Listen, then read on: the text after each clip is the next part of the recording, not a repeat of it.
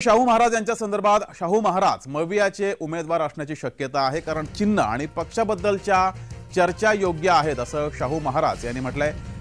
एक प्रकारे त्यांनी या संदर्भात सूचक वक्तव्य केले।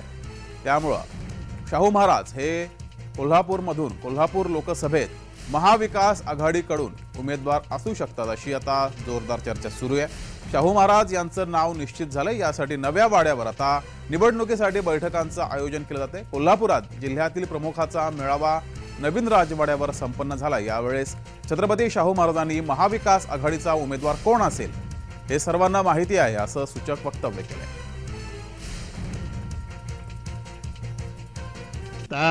तुम्ही पाहिलं असेल, तुम्ही सगळे मीडियाचे माणसं आहात, तर निश्चितच तुम्हाला कुठलं काय होणार आहे तुम्हाला माहीतच आहे। मी सांगायची आवश्यकताच नाही आहे।